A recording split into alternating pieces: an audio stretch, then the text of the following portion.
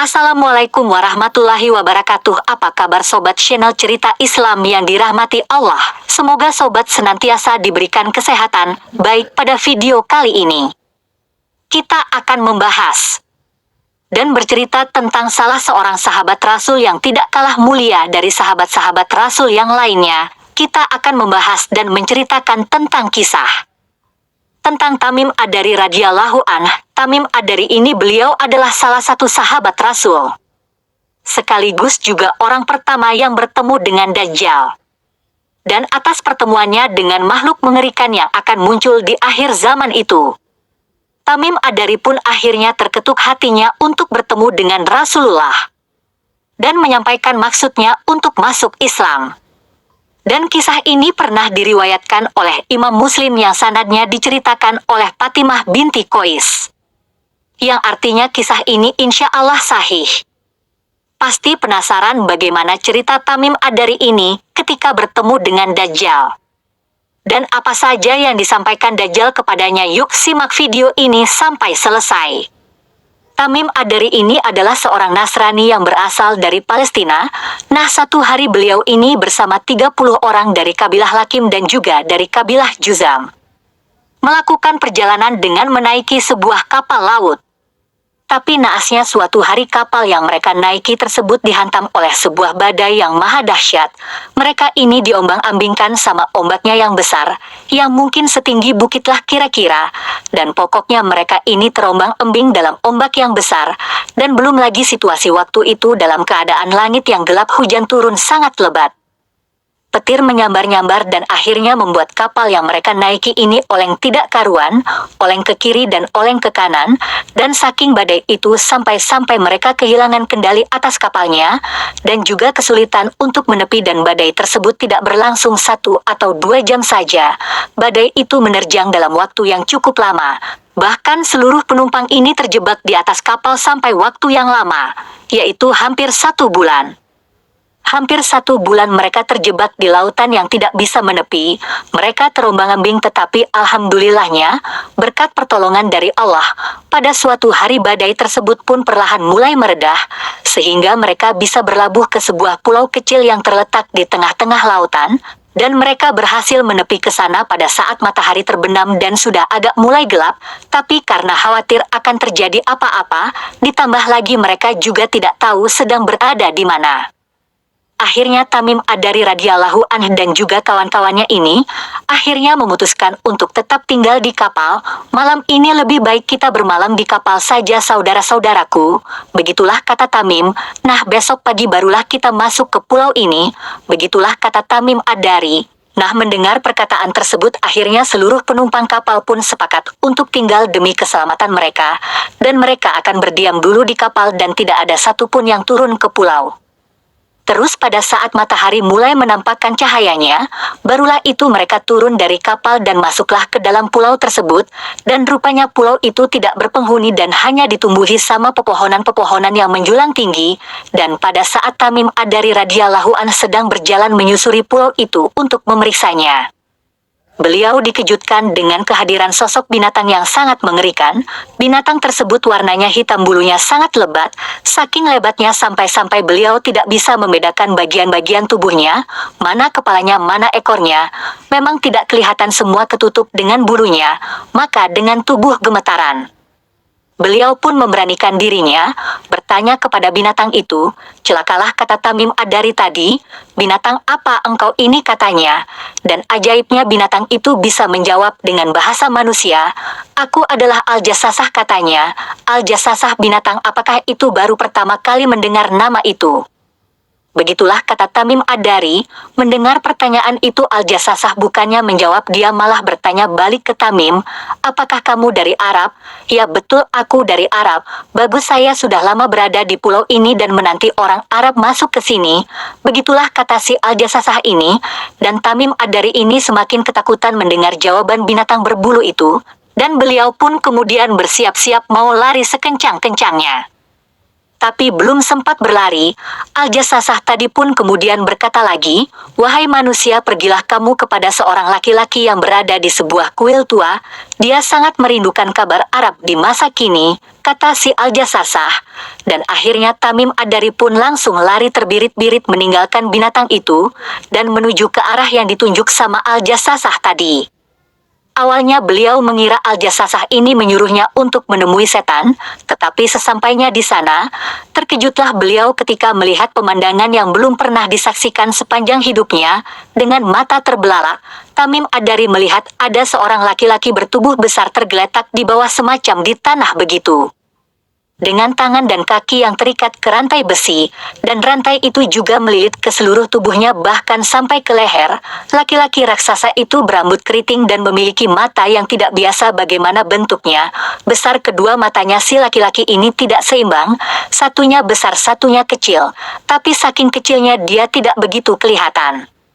Jadi lebih dominan kelihatan satu mata, kalau dari jauh itu kelihatan cuma punya satu mata saja, sedangkan mata yang besar ini atau mata yang lainnya itu ternyata buta, bentuknya mengerikan, dan mata kanannya itu nyaris semacam mau keluar dari kelopaknya, dan selain itu di dahi laki-laki itu juga tertulis huruf Arab, yaitu Kaf, F-A-R-O, yang kalau disambung Kafaro, yang artinya adalah kafir, dan di bumi ini hanya satu makhluk yang memiliki ciri-ciri seperti itu, dan itu adalah Dajjal. Cuma Dajjal yang memiliki ciri-ciri seperti itu. Melihat pemandangan yang mengerikan itu, Tamim Ad-Dari radhiyallahu anhu pun mulai ketakutan, tetapi raksasa tersebut tiba-tiba berkata, "Jangan takut melihatku. Kekuatanku dan fisikku dibelenggu oleh Allah. Aku tidak akan bisa menyakitimu hari ini," katanya. Maka dengan suara gemetar Tamim Ad-Dari pun bertanya kepada si laki-laki ini, "Sungguh celaka kau, makhluk macam apa kau ini?" Kata Tamim, "Sebelum ku ceritakan tentangku, beritakanlah kepadaku siapa kalian," kata Dajjal tadi. Maka Tamim menjawab, "Aku berasal dari Jazirah Arab, rombonganku menaiki kapal, tetapi kami dihantam oleh gelombang luar biasa, sehingga kami terdampar di pulau ini. Dan saya tadi bertemu dengan Al-Jassasah, lalu binatang itu meminta aku menuju ke sini." Begitulah kata Tamim. Terus laki-laki bertubuh besar tadi cuman manggut saja, sembari bertanya beberapa pertanyaan. Pertama, "Kabarkan kepadaku mengenai pohon-pohon kurma di Baisan, apakah pohonnya masih berbuah?" Si Tamim Ad-Dari radhiyallahu anhu ini sudah mulai bingung dengan maksud pertanyaan tersebut, maka beliau menjawab lagi dengan singkat, "Ya, masih berbuah." Terus raksasa itu pun kemudian berkata, "Sungguh sebentar lagi pohon-pohon itu tidak akan lagi berbuah." Itulah kata Dajjal. Dajjal ini pun melontarkan lagi pertanyaan yang kedua, "Kabarkanlah kepadaku tentang Danau Tabariyah. Apakah danau itu masih berair?" Maka Tamim pun menjawab, "Kenapa kau bertanya-tanya soal danau itu?" "Ya, danau itu masih banyak airnya," kata Tamim. "Sungguh sebentar lagi danau itu akan kering," kata Dajjal. "Lalu kabarkanlah kepadaku tentang mata air Zugar. Apakah mata air itu masih mengalir air? Dan apakah penduduknya masih bertani dengan memanfaatkan air itu?" Kata Dajjal lagi yang bertanya kepada Tamim, dan lagi-lagi Tamim radhiyallahu anhu menjawab pertanyaan ketiga dari Dajjal itu dengan mengatakan, "Ya, mata air itu mengalir air deras sekali." Mendengar semua jawaban Tamim, raksasa tersebut pun mendengus sembari melontarkan pertanyaan terakhir, "Apakah di Arab sudah muncul seorang lelaki yang mengaku sebagai nabi terakhir, yang namanya Muhammad?" katanya. Dan di situ Tamim menjawab pertanyaan itu, dengan hanya menganggukkan kepalanya saja. Kemudian Dajjal bilang lagi, "Baik, apakah orang-orang mau beriman kepadanya?" "Ya, sebagian beriman kepadanya, namun sebagian lagi tidak mau beriman kepadanya," kata Tamim. "Beruntunglah siapapun yang mau beriman kepadanya, karena dia adalah orang yang benar," kata raksasa itu kepada Tamim. Nah, disitulah Dajjal ini berkata, bahwa tidak lama lagi dia akan terbebaskan dari jeratan rantai. Apabila keempat tanda itu sudah terjadi, dan ketika Dajjal itu dilepaskan ikatannya, itu berarti apa ya? Kiamat akan segera terjadi, dan tahukah kalian, yang sudah pasti tandanya terlihat adalah munculnya Rasulullah Sallallahu Alaihi Wasallam pasti, dan sisanya 3 dari tanda yang disebutkan sama Dajjal tadi, itu juga sudah terjadi. Pohon kurma di Baisan sudah tidak berbuah lagi. Danau Tiberia airnya sudah terus menyusut, dan mata air Zuhor itu juga sudah mulai berkurang, dan Rasulullah Shallallahu Alaihi Wasallam juga pernah mengisahkan soal Dajjal kepada para sahabat-sahabat beliau, di mana di pertemuan itu beliau berkata, Dajjal pasti akan muncul di tengah-tengah kalian, dan aku akan menjadi pelindung bagi setiap umat muslim. Namun apabila Dajjal itu datang setelah aku wafat, maka umat muslim sendirilah yang menjadi pelindung atas dirinya sendiri. Begitulah kata Rasulullah. Sahabat pun menyimak kalimat itu dengan perasaan takjub, dan kemudian Rasulullah pun menjelaskan lagi perihal arah munculnya Dajjal. Beliau menyebutkan bahwa Dajjal akan datang dari suatu wilayah yang sangat sepi, antara Syam, antara Suriah, dan juga Irak. Dan makhluk itu akan membuat keonaran di seluruh penjuru dunia. Di kemunculannya itu, dia akan berkata kepada seluruh umat manusia bahwa dirinya adalah nabi, padahal kita semua tahu tidak ada nabi terakhir lainnya, karena Nabi Muhammad Sallallahu Alaihi Wasallam adalah nabi terakhir di muka bumi ini, dan selain mengaku dirinya sebagai nabi, Dajjal ini juga akan mengaku bahwa dia ini layak disembah. Dia bakal bilang aku adalah Tuhanmu, begitulah kata Dajjal.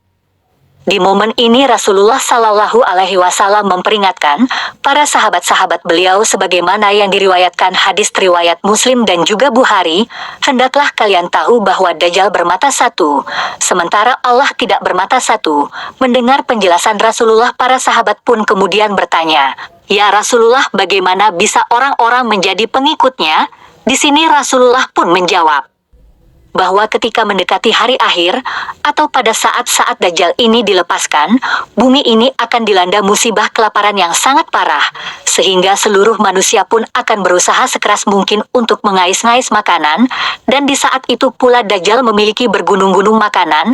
Makhluk itu akan melewati seluruh wilayah di bumi ini, dan tidak ada satupun tempat yang tidak bisa dimasuki oleh dia, kecuali Mekah dan Madinah. Dajjal nanti bakal keliling dengan gunungan-gunungan makanan itu, dan di saat melintasi wilayah-wilayah itu, Dajjal juga akan membagikan makanan yang dia miliki, dan membuat penduduknya menjadi pengikut dia, dan barang siapa yang mempercayai Dajjal, wilayahnya katanya akan subur.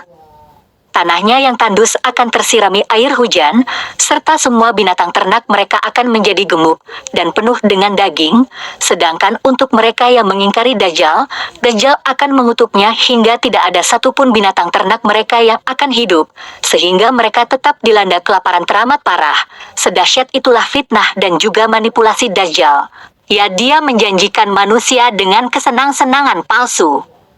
Dan dikatakan juga Dajjal akan tinggal di bumi selama 40 hari saja.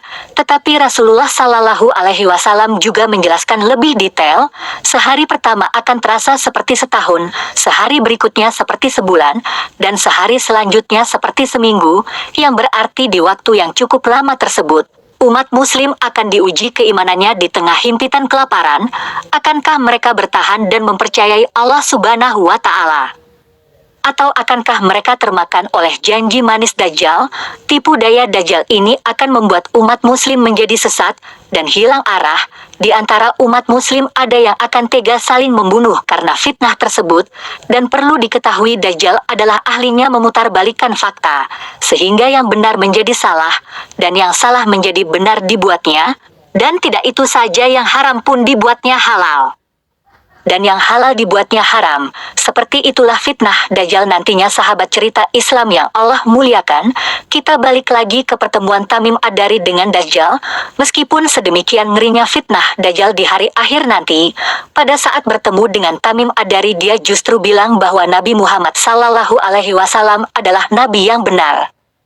Nah, pertanyaan tersebutlah yang akhirnya membuat hati Tamim terkesan.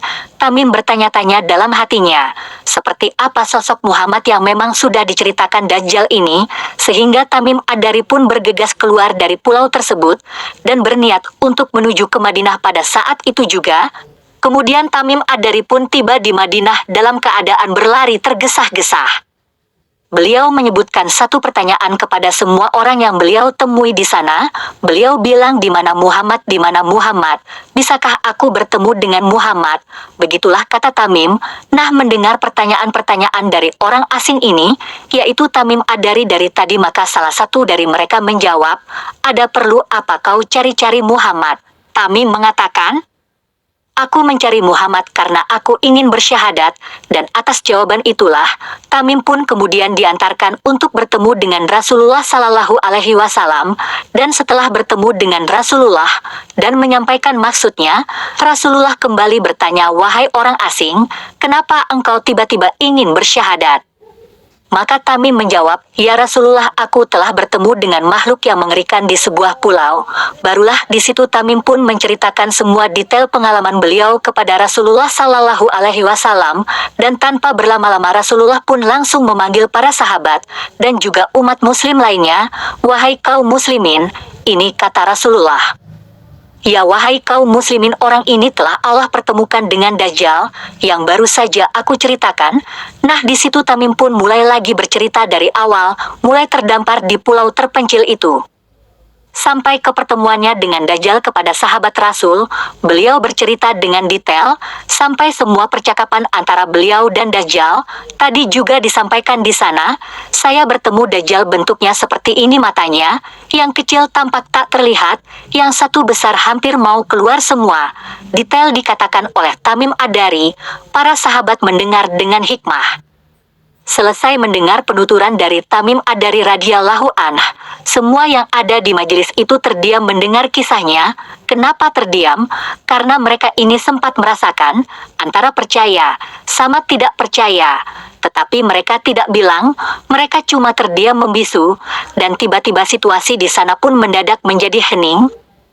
Tetapi kemudian Rasulullah Sallallahu Alaihi Wasallam mengucapkan satu kalimat yang akhirnya memecahkan keheningan.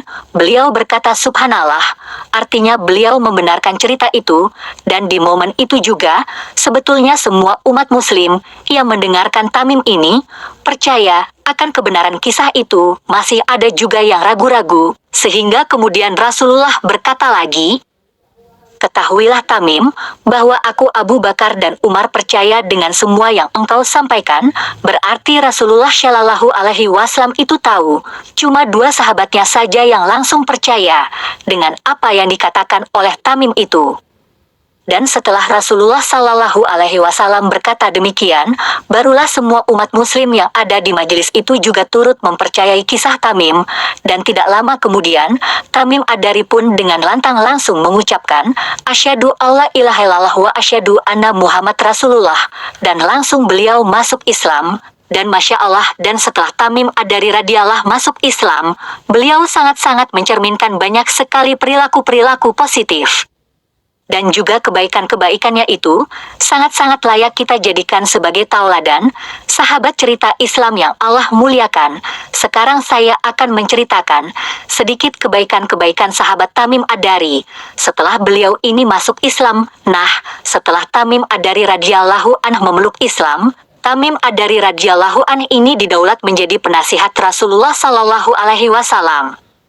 Khususnya pada ibadah umum, beliau juga seringkali memberikan saran-saran yang sangat bermanfaat bagi umat Islam. Salah satunya adalah, beliau memperkenalkan penggunaan lampu minyak di masjid-masjid, dan selain menjadi seorang penasihat, beliau ini juga sering sekali diundang sebagai narator, atau juga pencerita kisah-kisah Islam, dan selain itu, beliau ini juga dikenal sebagai salah satu sahabat Rasul yang senang mengaji. Salah satu kebiasaan positif dari Tamim Ad-Dari adalah menghatamkan Al-Quran dalam satu kali rakaat sholat, dan kadang-kadang pada saat menjalankan sholat malam, beliau ini membaca satu ayat, dan diulangnya berkali-kali sampai subuh. Nah, dalam kesehariannya beliau ini juga menghabiskan waktu dengan beribadah, semua sholat sunnah beliau jalankan. Semua ayat Al-Quran beliau hatamkan, dan atas sifatnya itu, beliau pun dikenal sebagai sahabat yang paling rajin mendirikan sholat tahajud, dan menghatamkan Al-Quran. Bahkan saking cintanya beliau dengan sholat malam, pernah suatu kali Tamim ini tidak sengaja tertidur, sehingga beliau melewatkan waktu sholat tahajud. Di situ beliau menyesal sekali, dan beliau berusaha ingin menebus kelalaiannya itu, dan kalian tahu apa yang dilakukan sama beliau. Sejak saat itu, Tamim Ad-Dari radhiyallahu an tidak pernah tidur malam, selama 1 tahun penuh, tidak pernah beliau terjaga sepanjang malam. Sebagai bentuk komitmen memperbaiki kehilafannya, agar selalu bisa menjalankan salat tahajud, dan kecintaan beliau dalam menjalankan ibadah malam tersebut. Nah, Juga dikisahkan dalam sebuah riwayat, di mana Tamim Ad-Dari juga pernah membeli sebuah pakaian khusus seharga 1.000 dirham yang beliau gunakan untuk sholat tahajud. Sedangkan menurut cerita dari Sabit bin Qais, Tamim Ad-Dari radhiyallahu anh juga sering menggunakan pakaian tersebut pada malam-malam datangnya Lailatul Qadar. Pokoknya beliau ini sengaja membeli dan juga memakai pakaian terbaik pada saat menjalani ibadah favorit beliau, meskipun dikenal sebagai lelaki soleh, dan juga teguh beribadah. Tamim Ad-Dari radhiyallahu anh bukanlah tipe orang yang suka amal kebaikannya itu diketahui orang lain. Beliau ini bukan orang yang ria dalam beribadah. Jadi pernah pada suatu ketika, ada seorang pemuda datang kepada beliau dan bertanya, "Wahai Tamim, kudengar kau rajin sekali menjalankan sholat tahajud, cobalah ceritakan sama kami, siapa tahu kisahmu bisa memotivasi kami." Dan kalian tahu, mendengar pertanyaan itu bukannya bangga, justru perasaan Tamim sedikit tersinggung. Di mana pada saat itu Tamim menjawab, "Demi Allah, 1 rakaat sholat malam yang aku lakukan dalam keadaan tersembunyi, lebih aku cintai daripada aku sholat sepanjang malam, kemudian aku ceritakan kepada kalian." Itulah kata Tamim Ad-Dari, dan Masya Allah, setelah kejadian itu, para sahabat tidak lagi mau bertanya perihal ibadah beliau. Meskipun mereka semua tahu akan sifat-sifat mulia beliau, dan Tamim Ad-Dari radhiyallahu anh ini juga diketahui tinggal di Madinah, sehingga terbunuhnya Khalifah Utsman bin Affan radhiyallahu anh. Dan sepeninggalnya Utsman pada tahun 655 Masehi, Tamim ini juga turut meninggalkan Madinah untuk tinggal di Palestina, di mana beliau berasal dari satu desa yang bernama Ainun. Nah, tidak lama setelah beliau tinggal di sana, Tamim Ad-Dari radhiyallahu anh pun kemudian meninggal dunia. Pada 661 Masehi beliau kemudian dimakamkan di kota Bait Jibrin di kota Hebron. Hebron ini sudah dihancurkan oleh Israel di 1948. Dan baik, itulah sedikit kisah pertemuan dan juga perjalanan sahabat Tamim Ad-Dari yang bertemu dengan Dajjal. Dan dari kisah ini, kita betul-betul sedang diingatkan bahwa kita harus senantiasa menjaga ibadah dan juga keimanan kita agar dijauhkan dari fitnah yang menyesatkan. Fitnah Dajjal ini merupakan yang paling besar di antara segala fitnah. Dajjal ini akan menyesatkan umat manusia melalui fitnah yang disebarkan, dan melalui fitnah inilah keimanan umat muslim, keimanan kita semua ini akan diuji. Kuat-kuatkanlah iman kalian. Tapi perlu diingat, meskipun demikian Rasulullah Shallallahu Alaihi Wasallam sudah memberikan kita pegangan yang bisa digunakan untuk menghadapi Dajjal ini, sebagaimana diriwayatkan dari Abu Darda. Rasulullah Shallallahu Alaihi Wasallam pernah bersabda, "Barang siapa menghafal 10 ayat pertama dari surah Al-Kahfi, maka dia akan terlindungi dari fitnah Dajjal." Nah, kenapa Al-Kahfi harus dihafal? Karena kata para ulama, dalam 10 ayat pertama surat Al-Kahfi itu, terdapat keutamaan yang sungguh sangat luar biasa, di mana surat Al-Kahfi ini dapat mengokohkan hati siapa saja yang membacanya, sehingga dia tidak akan tersentuh oleh fitnah Dajjal, dan dia takkan heran dengan kemampuan Dajjal, dan juga takkan terpengaruh oleh Dajjal. Dan Masya Allah, semoga kita semua dijauhi dari fitnah Dajjal. Amin ya Rabbal Alamin. Dan demikian video ini, mudah-mudahan bermanfaat. Assalamualaikum warahmatullahi wabarakatuh.